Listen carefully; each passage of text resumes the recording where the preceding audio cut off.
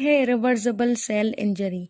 Irreversible cell injury तब होती है जब सेल के पास कैपेबिलिटी नहीं होती कि वो रिवर्स होके अपनी नॉर्मल स्टेट में आ सके, क्योंकि वो स्टिमुलाई जो सेल को डैमेज कर रहा है, that can be either physical agent, chemical agent, ischaemia और हाइपोक्सिया, वो कंटिन्यूसली सेल को डैमेज कर रहा है और सेल वापस अपनी नॉर्मल स्टेट में नहीं आ पा रहा, तो इसको कहते हैं इरिवर्सिबल सेल इंजरी। इसको लीथल सेल इंजरी भी कहा जाता है क्योंकि it can lead to the cell death, और सेल डेथ दो तरीकों से होती है, एक एपोप्टोसिस और दूसरा नेक्रोसिस।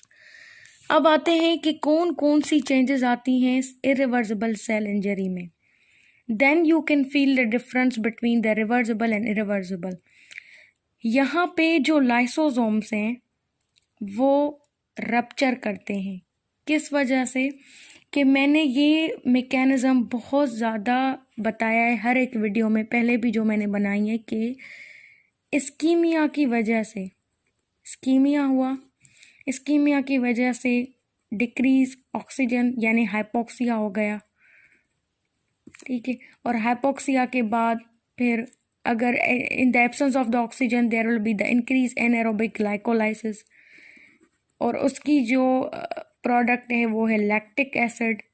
एसिड अगर सेल के अंदर बढ़ेगा तो there will be the decreased pH, और ये पीएच लाइसोसोम के अंदर रप्चर काज करेगी। जैसे ही लाइसोसोम्स जो हैं, फर्ज करें ये लाइसोसोम्स हैं, लाइसोसोम जैसे ही यहाँ से रप्चर हो गए तो लाइसोसोम के अंदर जो भी एंजाइम्स हैं वो रिलीज होंगे। लाइसोसोम के अंदर जो भी एंजाइम्स हैं दे विल रिलीज आउट। जैसे ही ये एंजाइम रिलीज होंगे तो ये सेल का डैमेज काज करेंगे, सेल को डाइजेस्ट करेंगे।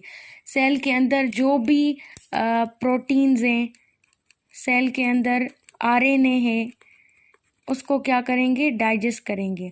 अब मैं आपको बताऊं कि आरएनए जो है ये अगर इसका लॉस हो जाएगा तो सेल के अंदर बेसोफिलिक जो मटेरियल है वो भी लॉस हो जाएगा, यानी cell can lead to the necrosis.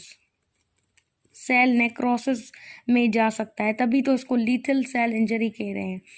क्योंकि आरएनए जो है वो बेसोफिलिक मटेरियल है, because they have liking to bind with the blue dyes और basic dyes, sorry.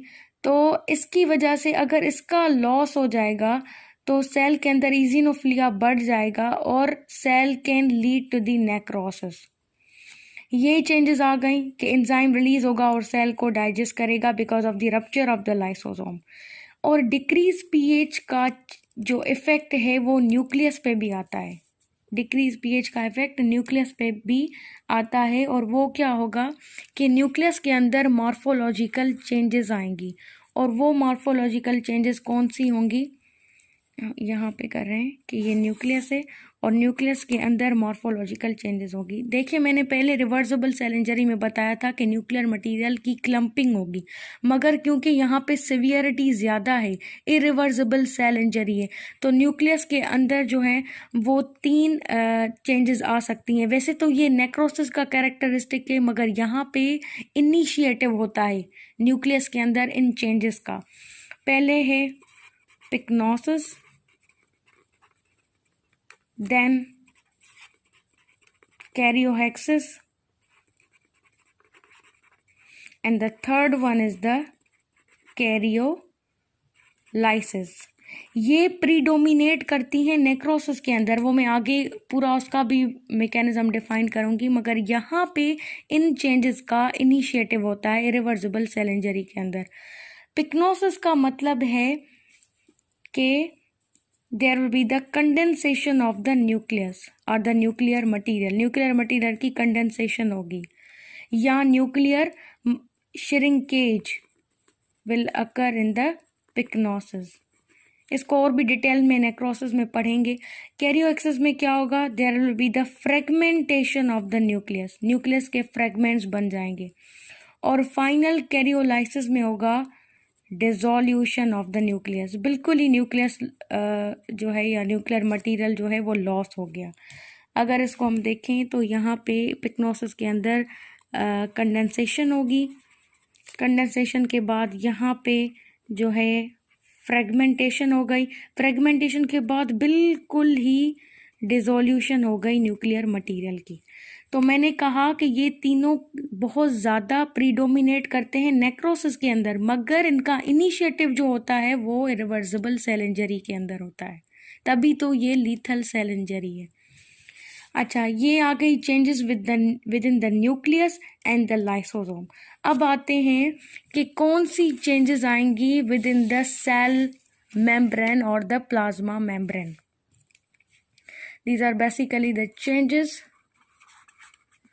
in cell membrane कि इरिवर्सिबल इंजरी के अंदर कौन सी चेंजेस आएंगी।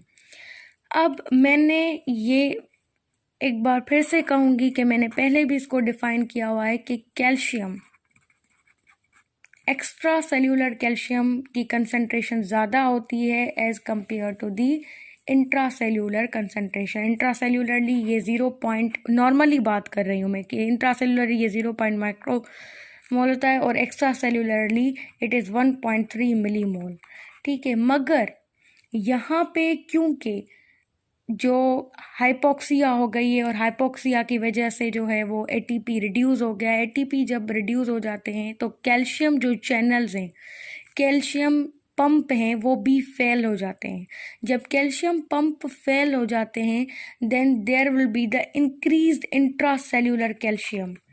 इंट्रासेल्यूलर कैल्शियम बढ़ जाती है।